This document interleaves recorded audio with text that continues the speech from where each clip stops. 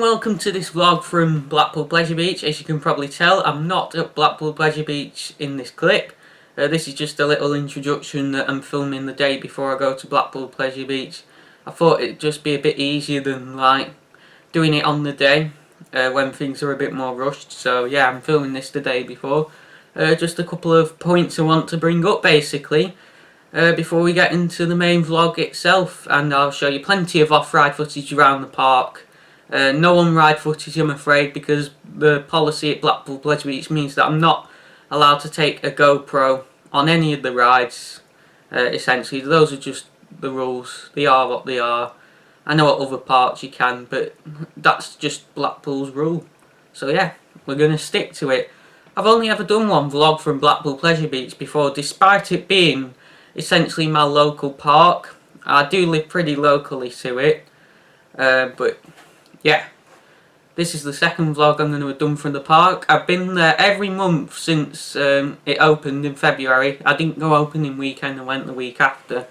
But yeah, I've been to the park a lot. That's every month actually, apart from May, as I was quite busy in May. But I did go to Alton Towers that month instead. So yeah, I think this park, well, it's my favourite park in the UK. And I think it does deserve some more appreciation than it gets. I still, despite Icon having now been open for over a year, I still see on Twitter and things like that people hating a bit on Blackpool Pleasure Beach. And it might not be the nicest looking theme park in the world, or even in the UK. I'd say Alton Towers is probably the nicest looking theme park in the UK. But you just got to appreciate it. That park has over 20 different rides, probably even 30, around about that. In fact, it probably has more rides than Alton Towers, and it's in such a small space. As you'll know if you've been on Icon, they've had to build over rides, they've had to build under rides. Icon interacts with around 5 other rides around the park. So yeah, please continue to give this park some appreciation, and yeah, this is basically just out to all the people, out to all of you basically. Finally, before we get into the main vlog, I don't normally give shout outs, but I just thought I'd give this shout out. It's to someone who's a fan of Blackpool Pleasure Beach, a theme park enthusiast, and she has a channel called I'm Addicted to Theme Parks, and that is Zoe. Shut up, car. Anyway, Zoe, as I just said, has a channel called I'm Addicted to Theme Parks. She creates theme park content and does vlogs. And yeah, she shouted me out on one of her other channels, because she has multiple channels, but a theme park channel is I'm Addicted to Theme Parks, as I said. So make sure you go and check out that channel and give it some support. And yeah, me and Zoe have never met. We started messaging a couple of months back, but hopefully we'll get to meet soon, and hopefully she'll get in a vlog. I remember when I first started this channel, I said, oh, there's going to be more than just me in these vlogs and videos and stuff. That's not been true thus far, but hopefully Zoe will get you in a vlog soon. And you never know, maybe we'll meet at Blackpool Pleasure Beach. So yeah, thank you. Anyway, I will see you tomorrow when we will be at Blackpool Pleasure Beach. So yeah.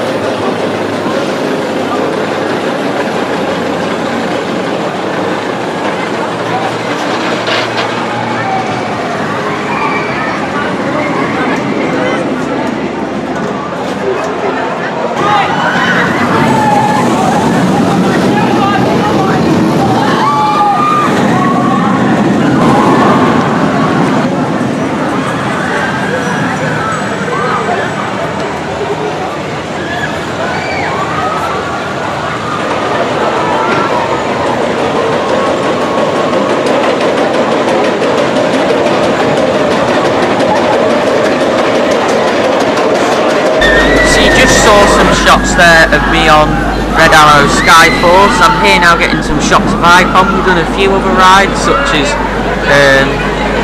Icon, which I'm videoing now, Wallace and Gromit's Philomatic, Rome 3, the big one as well, and yeah, I'll speak to you a bit later.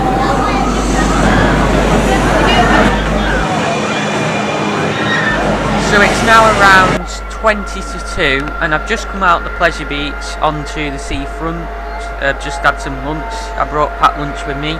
Since I last spoke to you, we did a couple of other rides. We did Big Dipper and Revolution, and if you're wondering why I've not done as many big rides today as perhaps in previous vlogs or the previous vlog, as of this point, that's because Blackpool Pleasure Beach have a new E-band system, which basically means their top 10 rides, which is basically every coaster in the park, plus Valhalla, Ice Blast and Alice in Wonderland, excluding the Blue Fly. That's the only coaster not on there. You now have to like book times for the rides to use E-bands on them on this phone thing, and you're not allowed to do any other of the top 10 rides in that time. The other rides have the same E-band system as before, where you just walk up the exit or a specific queue and they scan your E-bands. But yeah, I'm not a big fan of this new system because it's a bit overcomplicated. It's not so much the extra waiting around that I find the problem, it's kind of complicated, and there's some places in the park where there's no signal, like near Icon for example. It's a bit of a pain, but it is what it is. They're trialling it till the end of July and we'll see what happens. I'll speak a bit more about it at the end of the vlog, but enjoy some more shots of Big One, and yeah, I'll speak to you later.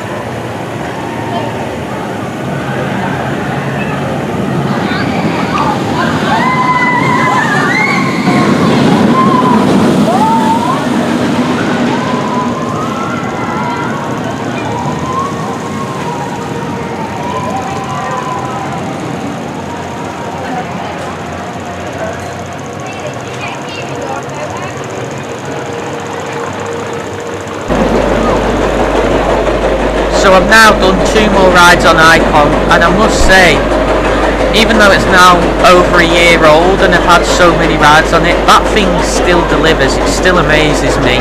It's running brilliantly today. I've had some of the best rides on Icon I've probably had ever, really, and it's still there solidly, that's probably not even a word, but oh well, as my #1 coaster.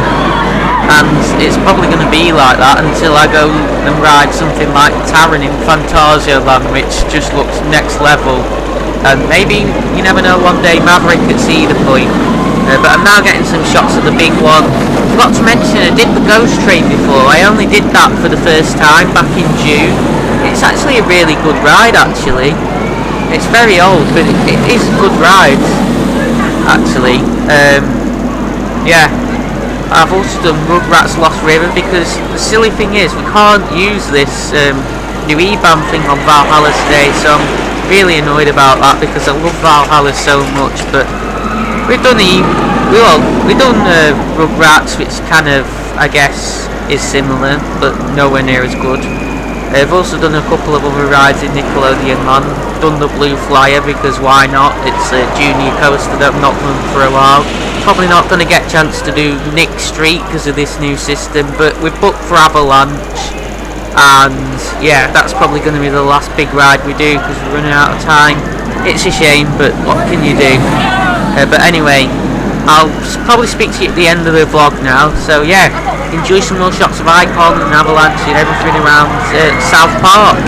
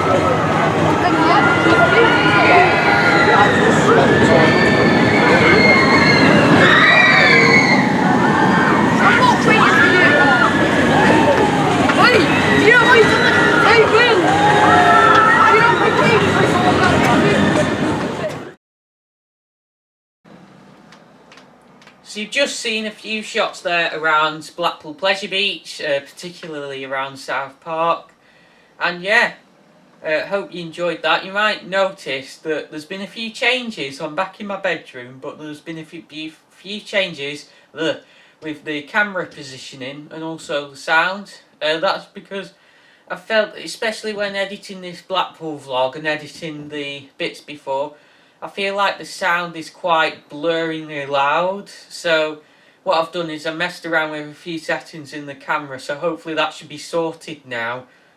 So it sounds a bit more realistic. Hopefully this sounds a bit more like my real voice in person than some robotic thing that's like blurringly loud. I know a couple of you have commented on the sound of these videos before, so hopefully that should be a little bit better now. Also, what I've also done is I felt that the camera pointing towards, you'll notice before that I was sort of against a red wall. I have two sets of walls in my bedroom. I've got two blue walls and I've got two red walls. Before I was filming at the other side of the room. You know what, I'll show you.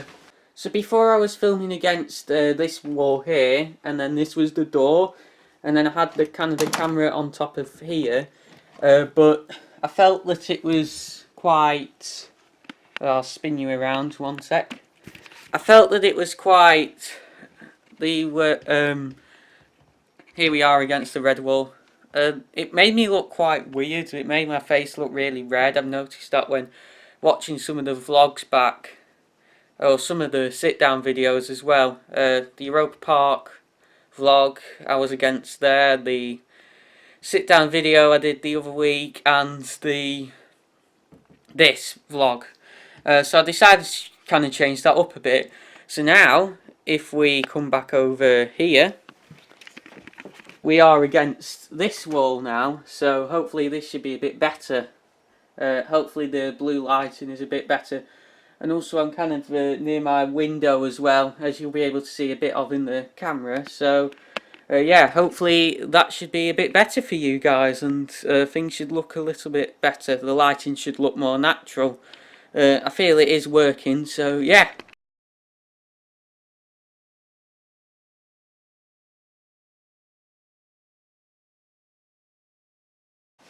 Anyway, I thought I'd just do a bit of a summary of this vlog then. As you will know, as I mentioned briefly in the vlog, Blackpool Pleasure Beach now have a new E-band system. Obviously I'm entitled to an E-band because I'm visually impaired. Which basically means they give you this phone. I believe you can do it on your own phone as well. If you do it on one of their phones, you have to pay a £50 deposit in case you like lose it, which you get back at the end of the day, or you can give them your credit card details, which they'll also give you back. Yeah, already you can tell this is sounding a bit intimidating, which is one of the reasons I don't really like it. This is on a trial, as I mentioned, for July, and yeah, basically the top 10 rides you have to book. They're all listed on this like app thing.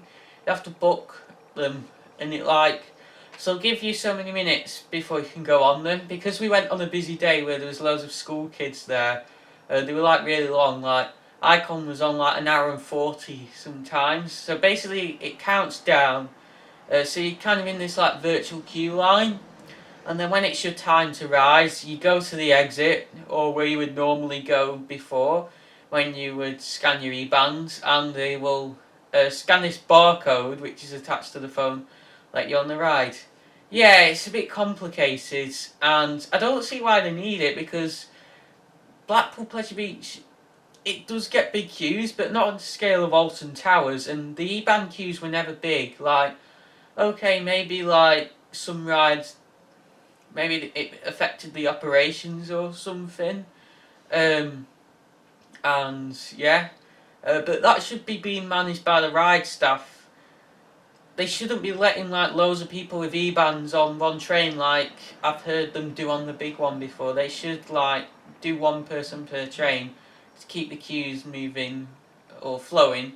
But even when it was busy, like I'm still not convinced some of the queues were as long as the times on the app. I think that they were a bit harsh, that the times that they were making you wait, and I still, because like Icon was on like 2 or 3 trains and it was saying like over an hour, but the queue was like past the gate, it was like on the stairs, so, and that's probably like a 40-minute queue. Like Alton Towers do a similar thing, but they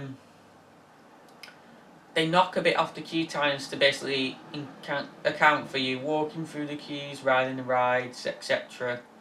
So it's not quite the full queue time, but what they do is you'll ride a ride and then they will give you a time before you can ride another ride. It applies to all rides at Alton Towers. So yeah, I think, and they literally do it with pen and paper instead of having this like complicated app that, well, it's not complicated, but you know, people have to navigate it. Instead, the Alton Towers one's all managed by the ride staff, so you simply just need to be able to get yourself to the ride. Like, I just don't think it's, like, some people who maybe, I don't know, because of their disability, I can't name any, but say they struggle with, I don't know, have learning difficulties or whatever and struggle with this app, they might struggle sorting it out. So yeah, I just think it's overcomplicated. Not everyone is into technology.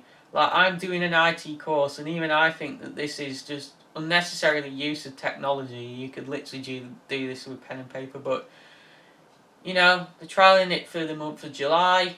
I'm hoping to go back to Pleasure Beach early August. Yeah, I'll leave the surprise for the vlog, but I'm hoping to go back in early August to Pleasure Beach. If not, I'll go at some point in August, but I really want to go early August. But yeah, wait and see. We'll wait and see. Anyway, right, I think I've ranted enough. I'll probably do a video about, well, no, I won't do a video about it, but if this carries on or whatever, we'll see what happens. If I feel I need to do a video on it, I'll do a video on it, but I don't want to feel that all my videos are me being not happy about things, ranting. I don't want to do a load of sit-down videos like that, because I'm already aware that my sit-down videos aren't the best. They're not the most enjoyable for me to film, and I know that maybe I don't come across like I'm enjoying doing them, because sometimes I'm not really, but I enjoy doing the vlogs, so I hope to do more of them.